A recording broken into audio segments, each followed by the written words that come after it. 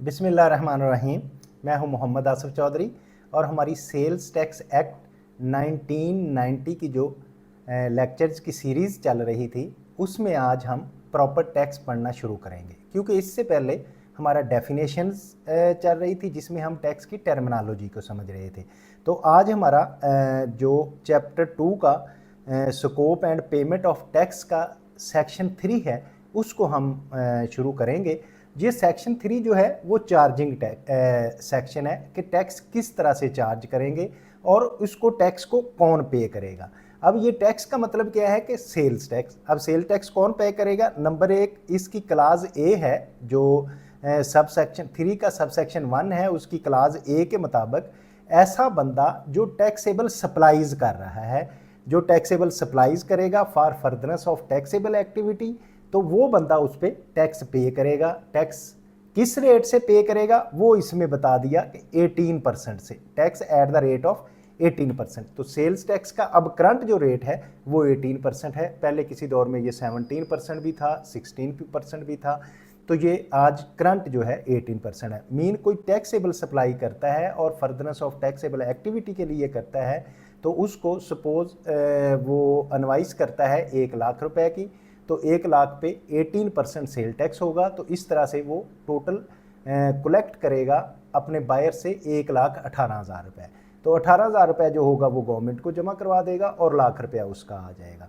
एक तो इसी तरह क्लास बी है कि जो गुड्स इंपोर्ट कर रहा है पाकिस्तान में, तो इंपोर्टर जो होगा उसका टैक्स भी इंपोर्टर ही पे करेगा।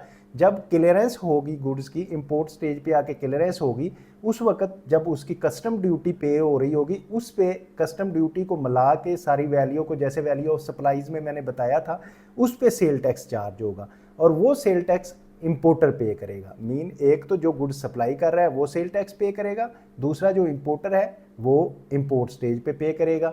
इसी तरह अगर बंदा इंपोर्टर है तो इंपोर्टर जो गुड्स इंपोर्ट कर रहा है उस पर उसने सेल टैक्स पे कर दिया। जब उनको वो सप्लाईज करेगा तो अगर उसमें वैल्यू ऐड होगी तो सप्लाईज वाला वो जो सप्लाईज में उसने टैक्स टोटल टैक्स कलेक्ट किया होगा उसमें अपना इंपोर्ट वाला एडजस्ट कर लेगा, वो एडजस्ट करके उसका क्रेडिट ले लेगा और बाकी फिर बैंक में पेड कर देगा। तो इसी तरह जो इंपोर्टर है उसकी चाहे फाइनल डेस्टिनेशन कोई भी हो, लेकिन इंपोर्ट पाकिस्तान टेरिटरी में कहीं भी हो जा रहा है तो इंपोर्ट स्टेज जहां क्लियर होगा वहां वो टैक्स पे करेगा।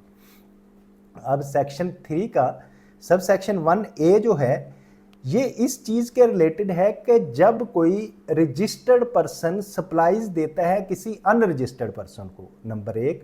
दूसरी बात यह है कि वो ऐसा चाहे रजिस्टर्ड पर्सन है लेकिन वो एक्टिव टैक्स पेयर लिस्ट में नहीं है, तब भी जब सप्लाईज देता है तो वो उससे एक फर्दर टैक्स चार्ज करेगा और वो फर्दर टैक्स है 4%। 4% जो है फर्दर टैक्स वो चार्ज करेगा रजिस्टर्ड पर्सन किसी अनरजिस्टर्ड पर्सन से, या टैक्स पेयर अगर एक्टिव लिस्ट में शामिल नहीं होगा तो उसमें वैल्यू एडिशन करेगा in addition to the rate जो कि सब सेक्शन 1 में, 1B में, 2 में, 5 और 6 में, या फिर सेक्शन 4 जो है ज़ीरो रेटेड की सप्लाईज के है। 6 इसलिए मेंशन किया गया, सब सेक्शन जो 6 है उसमें ये बात बताई गई है कि अगर डिपार्टमेंट किसी को रोक भी सकता है कि किसी अनरजिस्टर्ड को सप्लाईज ना करें। Provided that federal government by notification in the special official gazette specify the taxable supplies in respect of which further tax shall not be charged, levied or paid। तो अब ये सब पे टैक्स तो पे होगा, लेकिन अगर FBR चाहे कि किसी पे नहीं करना तो उसका नोटिफिकेशन होगा। जैसे कि SRO होता है, 648 था SRO के जे इन लोगों पे टैक्स नहीं, फर्दर टैक्स नहीं लेना, तो वो फेडरल बोर्ड ऑफ रेवेन्यू उसका नोटिफिकेशन करेगा तो उस पे फर्दर टैक्स चार्ज नहीं होगा, अदरवाइज सबसे फर्दर टैक्स लिया जाएगा। सब सेक्शन 1B है on the goods specified in 10th schedule in lieu of levying or collecting under subsection 1 of the tax shall be levied and collected in the mode and manner of specified therein। अब जो 10th schedule है, 10th schedule है जो ईंटों के भट्टे और जो पेवर और टफ टाइल टाइप बनाती है उस पे टैक्स को फिक्स कर दिया जाता है। ये इलाका वाइज भी फिक्स कर दिया जाता है, मतलब जैसे कि रावलपिंडी, इस्लामाबाद और लाहौर के जो भट्टे हैं उसको मंथली 12,500 रुपये चार्ज होते हैं, और जो साहिवाल से ऊपर अपर पंजाब के हैं उन सब को 10,000 रुपये, और अगर कोई लोअर पंजाब और NWFP और बलूचिस्तान के हैं तो उनको के लिए जो भट्टे हैं उनको 7,500 रुपये पर मंथ फिक्स किया जाता है। इसी तरह उसकी कैपेसिटी ऑफ प्लांट पे भी बाज़ औक़ात टैक्स चार्ज किया जाता है कि फ़िक्स जो कैपेसिटी है इस कैपेसिटी के मुताबिक जो है इसकी प्रोडक्शन कैपेसिटी के मुताबिक और उसकी जितनी गुड्स मैन्युफैक्चर्ड और प्रोड्यूस होती हैं उन पे भी टैक्स लिया जाता है। और सब क्लास बी है ऑन फिक्स बेसिस, जैसे कि मैंने ये भट्टों की एग्जांपल आपको दी।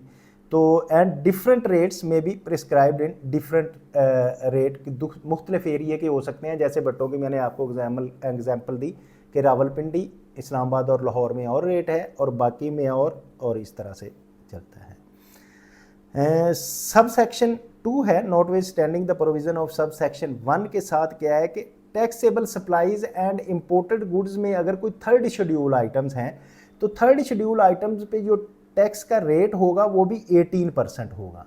थर्ड शेड्यूल आइटम पे 18% टैक्स का रेट होगा जो कि रिटेल प्राइस में बेची जाएंगी। और इन सप्लाईज में फ़र्ज़ किया 8th शेड्यूल किया है। 8th शेड्यूल जो है, 8th शेड्यूल बेसिकली क्या है, 8th शेड्यूल है कि रिड्यूस रेट पे टैक्स बेची जाती हैं चीज़ें, जैसे कि इसमें LPG है और कुछ गाड़ियां भी हो सकती हैं, उनका रेट जो है स्टैंडर्ड रेट जो मैंने 18% कहा उस रेट से कम हो सकता है, किसी का 5% हो सकता है, 8% होता है। पुराने कपड़े जो लंडे के कपड़े हम जिनको कहते हैं उनके भी रेट जैसे कि 5% है। तो अगर कोई चीज़ रिड्यूस रेट पे है तो फिर उस पे टैक्स का रेट वही होगा जो कि इस पे प्रोमिनेंटली आइडेंटिफाई किया गया होगा, उस रेट के मुताबिक किया जाएगा। तो या फिर जो लोअर रेट होगा सेक्शन 8 शेड्यूल के मुताबिक उस पे टैक्स चार्ज किया जाएगा। दो थर्ड शेड्यूल आइटम हैं उन पे ये होता है कि जो रिटेल प्राइस है उस रिटेल प्राइस मेंशन होती है और साथ उसके टैक्स भी मेंशन होता है। अगर आप किसी स्टोर पे जाएं तो उस पर आप देखेंगे, आप एक पैकेट सोप का देखें या टूथपेस्ट का, तो उस पर मेंशन होती है प्राइस कि ये प्राइस है और इतना सेल टैक्स है। तो वो जो प्राइस है वो मैन्युफैक्चरर ने उस पर टैक्स क्योंकि पे कर दिया होता है और वो आइटम जो है थर्ड शेड्यूल होती है। इसी तरह फेडरल गवर्नमेंट जो है उसके पास अगर कोई कंडीशन या रिस्ट्रिक्शन लगाए नोटिफिकेशन के ज़रिए कि वो थर्ड शेड्यूल आइटम जो हैं वो कौन सी हो सकती हैं, किसको उसमें लिया जा सकता है कि हायर रेट पे बेचना चाहें तो वो थर्ड शेड्यूल आइटम जो है वो हायर रेट भी उसका हो सकता है और रिटेल प्राइस उस पर कम भी हो सकती है। तो जो उसकी प्राइस होगी उसके मुताबिक उस पर टैक्स रेट इकट्ठा किया जाएगा। इसी तरह से फर्दर दैट द बोर्ड में notification in the official gazette exclude any taxable supply or import from the said schedule. तो ये जो थर्ड शेड्यूल है उसमें जैसे कि किसी चीज़ को ऐड भी किया जा सकता है और किसी चीज़ को एक्सक्लूड भी किया जा सकता है। जैसे कि पहले सीमेंट नहीं होता था थर्ड शेड्यूल में, फिर आ गया, ऑटो पार्ट नहीं होते थे आ गए, अब किसी को अगर एक्सक्लूड करना चाहें तो एक्सक्लूड भी हो सकता है और कम करना चाहे तो उसको कम भी किया जा सकता है और ऐड करना चाहे तो ऐड भी किया जा सकता है। इसी तरह goods specify in 8th schedule shall be charge to tax at such rate as condition limitation specified therein कि 8th शेड्यूल का जो क्योंकि वो रिड्यूस रेट है, किसी पे 5% है, 7% है, 8% है, वो जब हम शेड्यूल पढ़ेंगे तो हर चीज़ का अलग-अलग से आपको मेंशन करूंगा। तो उसके लिए ज़रूरी नहीं है कि 18% हो, क्योंकि हमने सबका इसमें सब सेक्शन 1 में कहा था कि 18% टैक्स का रेट है, लेकिन अब 8th शेड्यूल में क्योंकि नहीं है तो इसलिए इसको उसमें से उसके मुताबिक होगा जो 8th शेड्यूल में बताया गया होगा। इसी तरह कि फेडरल गवर्नमेंट जो है अगर किसी पे चाहे कि इस चीज़ पे लोअर रेट पे टैक्स कलेक्ट किया जाएगा कि tax charge and collected in such matter at the higher और लोअर रेट, तो उस पे उसके मुताबिक नोटिफिकेशन के मुताबिक उस चीज़ पे हायर या लोअर रेट से कलेक्ट किया जा सकता है। तो अब इसका सब सेक्शन 3 है, सेक्शन 3 का सब सेक्शन 3 है कि लाइबिलिटी किस पे है, लाइबिलिटी टू पे द टैक्स। अब कौन लायबल टू बी पे टैक्स है भाई, ये टैक्स तो लग तो जाएगा लेकिन पे कौन करेगा। अब इसमें यह है कि दो सिचुएशन हो सकती हैं, एक तो है कि गुड्स सप्लाईज के तौर पे, अब जो गुड्स सप्लाई कर रहा है सप्लायर वो टैक्स पे करेगा at the time of supply, और दूसरी है इंपोर्टेड गुड्स कि जब कोई पाकिस्तान में इंपोर्ट कर रहा है तो जो बंदा पाकिस्तान में इंपोर्ट कर रहा है गुड्स को वो उसके टैक्स पे करेगा। इसी तरह सब सेक्शन 3A है कि अगर हम notwithstanding anything contained in clause A of subsection 3, the board with the approval of the federal minister may by a notification in the official gazette specifies the goods in respect of which liability to pay tax be on the person receiving the supply। हाँ, ये एक बाद में add हुआ था, बड़ी important sub section है कि बाज़ औक़ात हमने जैसे कि ऊपर बताया कि टैक्स कौन पे करेगा, जिसने सप्लाईज की करनी है, लेकिन बोर्ड ये कह सकता है किसी को कि नहीं ये टैक्स कौन पे करेगा, जो गुड्स रिसीव कर रहा है। जैसे इसकी अगर मैं आपको एग्जांपल दूं तो जो कॉटन जीनर होते हैं जब वो सप्लाईज करते हैं कॉटन जीनर स्पिनर्स को, तो स्पिनर जो है वो जब रिसीव करता है तो उसमें टैक्स जो है वो स्पिनर पे करता है। ये एक नोटिफिकेशन है जिसकी वजह से वो पे करता है। उसकी वजह क्या थी, जो जीनर सेक्टर है वो बहुत फॉर्मल सेक्टर नहीं था, ऑर्गेनाइज सेक्टर नहीं था, तो टैक्स बहुत ज़्यादा बन जाता था। तो सेल टैक्स जो स्पिनर जीनर को दे देता था तो जीनर जमा ही नहीं करवाता था, तो वो लाइबिलिटी स्पिनर पे जब बनती थी तो वो कहता था कि ये मैंने तो दिया है, अब वो बंदा फैक्ट्री बंद कर गया या किसी ने उसको रेंट पे लिया, वो छोड़ गया, तो मैं क्या करूं। तो फिर इस पे गवर्नमेंट ने वो अपना रेवेन्यू सेव करने के लिए ये ड्यूटी ला दी कि जो गुड्स रिसीव कर रहा है कि स्पिनर जो कॉटन लिंट लेता है वही उसका सेल्स टैक्स पे करेगा। तो ये इसकी सब सेक्शन है। अब सब सेक्शन 3B क्या है, notwithstanding anything contained in subsection 1 and 3 sales tax on import and supply of the goods specified in 9th schedule। 9th schedule जो है वो है मोबाइल फ़ोन के रिलेटेड, कि मोबाइल फ़ोन जो है उस पे आपको पता है कि वो उसकी प्राइस के हवाले से टैक्स के रेट्स होते हैं, या कुछ पे स्टैंडर्ड रेट भी होते हैं, कुछ पे सप्लाईज के वो वैल्यू के हवाले से होते हैं।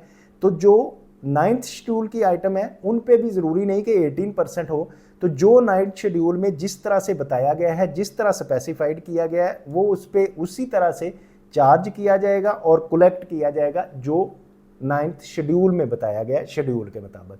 तो मोबाइल फ़ोन्स भी जो है वो स्टैंडर्ड रेट से निकल गए।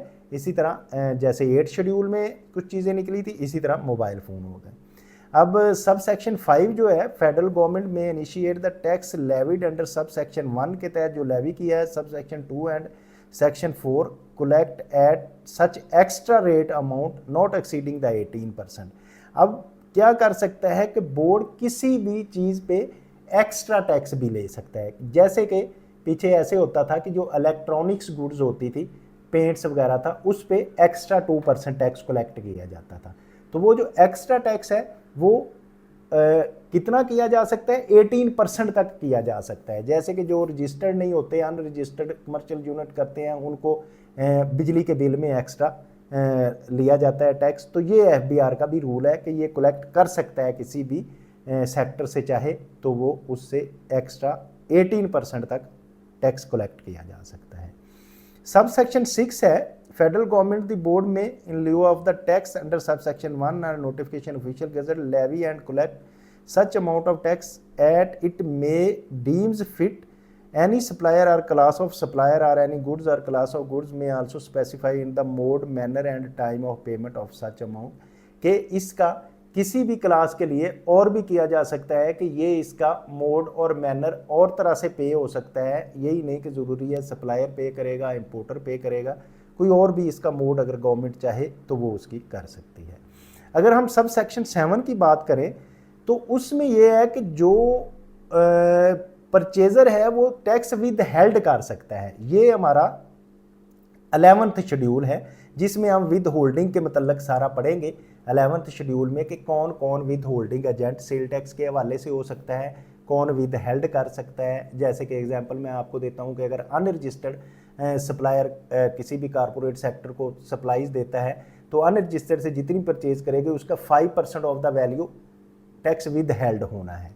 तो इसी तरह और भी है कि रजिस्टर्ड पर्सन या गवर्नमेंट सेक्टर है, पब्लिक सेक्टर है, तो उसमें विद हेल्ड जो 11th शेड्यूल में होगा उसके मुताबिक वो विद हेल्ड होएगा being purchases of goods and services.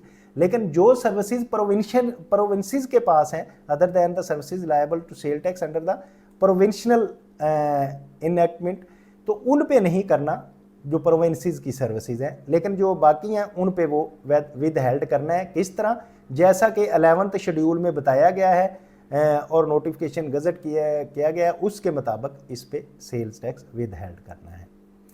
अच्छा, एक और चीज़ होती है open market price, open market place क्या होती है कि आजकल आपको पता है कि जब ऑनलाइन परचेजिंग हो रही होती है तो ऑनलाइन मार्केट प्लेस में क्या होता है, ऑनलाइन मार्केट प्लेस में कि बायर कोई और होता है और सेलर कोई और होता है। एक बंदा है जो ऑनलाइन मार्केट की फैसिलिटी प्रोवाइड कर रहा है। अब जो ऑनलाइन मार्केट प्लेस करता है, अमेज़ोन है, जैसे अलीबाबा है, उसमें यह है कि परचेज़र अपने घर बैठे ऑर्डर करता है ऑनलाइन मार्केट प्लेस पे और वो बताता है कि इस जगह वो चीज़ पड़ी हुई है, वो ऑर्डर उस जगह चला जाता है। तो अब जो बेचने वाला सीधा परचेज़र को दे देता है चीज़ और जो अमाउंट है वो बाज़-औक़ात मार्केट प्लेस प्रोवाइड करने वाले के पास आती है। तो अब जिसने मार्केट प्लेस उस पर सेल टैक्स भी है, वो भी हम 11th शेड्यूल में पढ़ेंगे वो किस से विद हेल्ड करेगा। तो उसमें जो 11th शेड्यूल में उसका है कॉलम 4 और की सीरियल नंबर 8 के उसमें सेल्स टैक्स जो मार्केट ऑपरेटर है, ऑनलाइन मार्केट ऑपरेटर, वो उसका टैक्स विद हेल्ड करेगा। सब सेक्शन 8 ऑफ सेक्शन 3 है, notwithstanding anything contain in the law notification made thereunder but the subject provision on section this the case of supply of natural gas on CNG station and gas transmission distribution company shall charge sales tax on the CNG station at the rate of 18% होगा। किस rate का 18% होगा? उस rate का जो कि CNG consumer को दी जा रही है। जिस रेट पे CNG कंज्यूमर को टैक्स CNG सप्लाई की जा रही है उस रेट का 18% जो है वो टैक्स उससे लिया जाएगा। और इसमें जो बोर्ड ने नोटिफाई की होती है वैल्यू उसके मुताबिक पूरे का 18% लिया जाएगा। लेकिन इसमें एक्सक्लूड क्या किया जाएगा कि क्लास 46 सब सेक्शन 2 की है, सब सेक्शन 46 है सेक्शन 2 का, जिसमें ये कहा गया है कि अगर कोई लेट पेमेंट अगर सपोज करता है तो उस पर जो सरचार्ज पड़ता है तो उस सरचार्ज का जो है ना वो 18% नहीं होगा, सिर्फ वैल्यू का जो कंज्यूमर ने दिया है उस वैल्यू का इसको टैक्स 18% से उससे CNG डिस्ट्रीब्यूटर से लिया जाएगा। और सब सेक्शन 9 है कि जिसमें ये बात की गई है कि अगर कोई रिटेलर हैं उनसे टैक्स कैसे चार्ज करना है other than the tier 1 retailer. Tier 1 retailer कौन सा है? जिसने POS लगवा ली और वो FBR के साथ इंटीग्रेट हो गया। जो FBR के साथ इंटीग्रेट हुआ है या रजिस्टर्ड हुआ है टीयर 1 रिटेलर। उसके अलावा जो रिटेलर हैं उनसे कैसे टैक्स कलेक्ट किया जाता है? उनसे इलेक्ट्रिसिटी के बिल के ज़रिए टैक्स कलेक्ट किया जाता है। तो इलेक्ट्रिसिटी का बिल कितना है, किस रेट से? एट द रेट ऑफ 5%, जहां मंथली बिल 20,000 रुपये से ज़्यादा नहीं होगा। 20,000 से ज़्यादा जहां बिल नहीं होगा उनसे 5% टैक्स लिया जाएगा, जहां 20,000 से बिल ज़्यादा नहीं होगा। लेकिन अगर ज़्यादा हो गया तो फिर उससे 7.5% लिया जाएगा, जहां 20,000 से बिल एक्सीड कर जाएगा। तो इसी तरह से जो electricity deposit amount so collected directly without adjustment against his input, तो उसमें इसका कोई इनपुट की एडजस्टमेंट नहीं होगी, बल्कि वो 5% और 7.5% जो भी होगा वो रिटेलर से अदर दैन टीयर 1 जो रिटेलर है उनसे लिया जाएगा।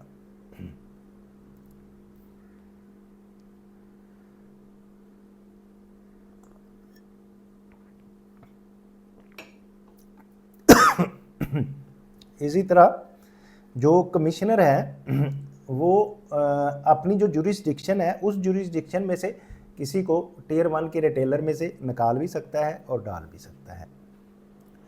तो अब आ गया 9A कि अगर कंटेन दिस टियर 1 रिटेलर जो है वो पे टैक्स किस से करेंगे, शेल पे the tax rate applicable on the goods sold under the relevant provision of the act. कि रेलिवेंट अगर कोई मतलब वो स्टैंडर्ड रेट पे गुड्स हैं तो उनके स्टैंडर्ड रेट पे उस पर टैक्स चार्ज किया जाएगा। अगर कोई शेड्यूल 8 की है, कोई कम रेट पे है तो उस पर किया जाएगा। और अगर कोई इसी तरह से 9 के मोबाइल वगैरह हैं तो उनको उस रेट से टैक्स चार्ज किया जाएगा। और ये है कि इसको ये ज़रूरी है कि टियर 1 जो रिटेलर है उसको बोर्ड का जो कंप्यूटराइज सिस्टम है उसके साथ रियल टाइम जो है उसकी इंटीग्रेशन होना ज़रूरी है, वो इंटीग्रेट होगा और उसके मुताबिक उसमें करेगा।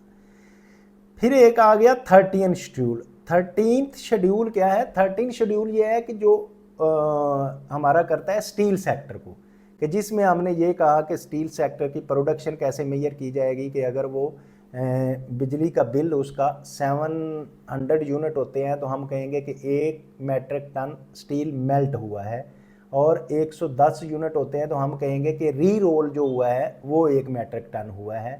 लेकिन एक कंपोजिट यूनिट है जिसमें मेल्टिंग भी है और री रोलिंग भी है, तो फिर 810 यूनिट लगेंगे, तो जिसमें मेल्टिंग भी हो जाएगी और री रोलिंग भी हो जाएगी, तो इसमें हम प्रोडक्शन करते हैं।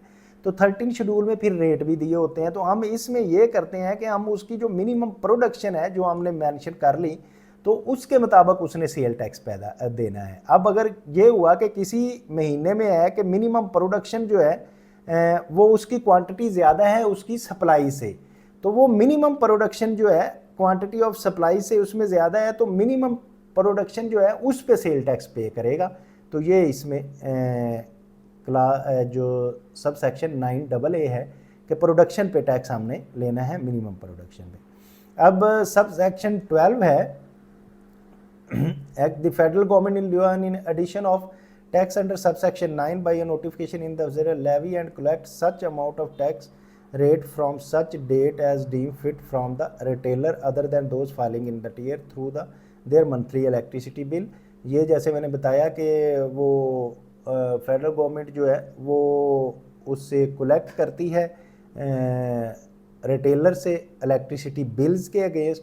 तो वो जो है इलेक्ट्रिसिटी बिल्स के also specify mode and manner, तो उसके बारे में बताया जाता है कि किस तरह से कैसे करना है और कितना करना है अदर देन रिटेलर ये है। तो ये था हमारा सेक्शन 3।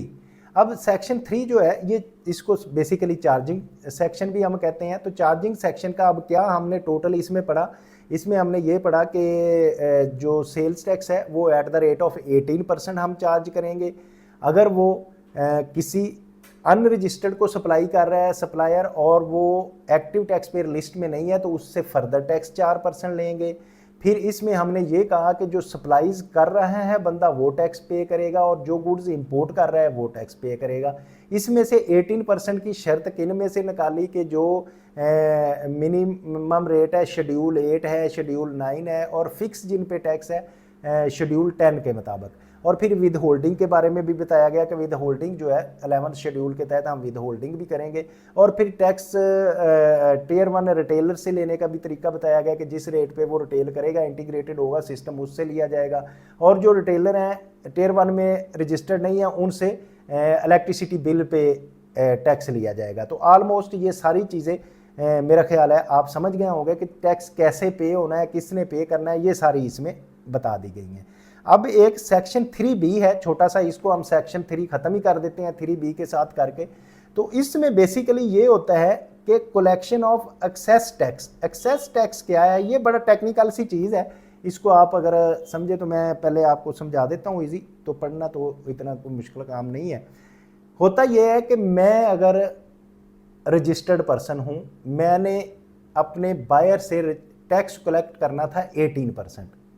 अच्छा, अब मुझे नहीं पता चला कि वो, मैंने समझा कि वो अनरजिस्टर्ड है, हालांकि वो रजिस्टर्ड था, तो मैंने उससे 4% फर्दर टैक्स भी सपोज चार्ज कर लिया। 4% फर्दर करने के बाद वो मैंने उससे टोटल 22% टैक्स चार्ज कर लिया। अब 22% टैक्स चार्ज बंदे ने मुझसे चीज़ें ली और वो चला गया, उसने फिर मुझसे कोई राब्ता नहीं किया। तो अब मेरा ये फ़र्ज़ है कि मैंने अगर वो पास ऑन करके दूसरे बंदे से कलेक्ट किया है पैसे, तो चाहे एक्सेस टैक्स दिया है तो वो मुझे गवर्नमेंट को जमा करवाना चाहिए। ये नहीं कि मैं कहूँ भी मैंने 18% ही लेना है क्योंकि वो रजिस्टर्ड था तो मैं 18% ही जमा कराऊंगा, बाकी 4% अपने पास, नहीं वो नहीं मैं रख सकते। ये तो मैंने एक एग्जाम्पल दिया। और भी सिचुएशन ऐसे हो सकती है कि सपोज टैक्स का रेट है 18%, आपने गलती से उसके लगा दिया 20%। 20% चाहे रजिस्टर्ड था, 2% आपने एक्सेस उससे कलेक्ट कर लिया, अब वो पास ऑन हो गया, अगले बंदे ने आपको दे दिया, अब आपके पास आ गया। जब आपके पास है तो वो उस बंदे को से आपने क्योंकि कलेक्ट कर लिया है, उसका जो बर्डन है वो पास ऑन हो गया है, तो फिर ये रिस्पॉन्सिबिलिटी है कि आप वो टैक्स गवर्नमेंट को जमा करवाएं। तो यही ये चीज़ है, person who has collected or collected any tax charges whether with misapprehension or any provision of act otherwise than to payable the tax charge which is in excess, यानी कि वो एक्सेस में है और आपने इकट्ठा कर लिया है, तो actually payable and evidence to has been passed on to the customer, तो उसका पास ऑन हो गया कस्टमर पे, उससे आपने कलेक्ट कर लिया है। Shall pay amount of tax chargeable collected to the federal government, तो जो कलेक्टेड अमाउंट होगी वो फेडरल गवर्नमेंट को जाएगी, आपकी अपनी जेब में नहीं रहेगी। तो इसी तरह इसकी आगे नोटिस देने anything contain in any law or the judgment of the court including supreme court and high court amount payable in the federal government under section 1 shall be deems to be arrear, और अगर आपने इसे लिया है तो उसको वो आपके एरियर्स होंगे, आपने वो जमा करवाना होगा किसी स्टेज में, आपने किसी से डिटेक्ट किया है और कलेक्ट किया है। द बर्डन ऑफ प्रूफ इसका किस पे होगा, तो जो कलेक्टिंग द टैक्स चार्ज जो कलेक्ट कर रहा है उस पर बर्डन ऑफ प्रूफ है, वो अगर जमा प्रूफ दे देता है तो आप उसमें जमा कराएंगे। तो ये हमारा सेक्शन 3 आज ख़त्म हो गया। मेरा ख्याल है कि मैं इस काबिल हो गया हूँ कि मैं आपको अच्छी तरह समझा चुका हूँ और मैंने समझा दिया है। अगर फिर भी कोई आपको प्रॉब्लम आ रही है तो आप इसको कमेंट बॉक्स में कमेंट करें और मैं उसका प्रॉपर रिप्लाई दूँगा। तो आप चाहते हैं कि टैक्स को सीखते रहें तो फिर हमारे साथ जुड़े रहिए। इस यूट्यूब चैनल को लाइक करें, शेयर करें, सब्सक्राइब करें। Thank you very much.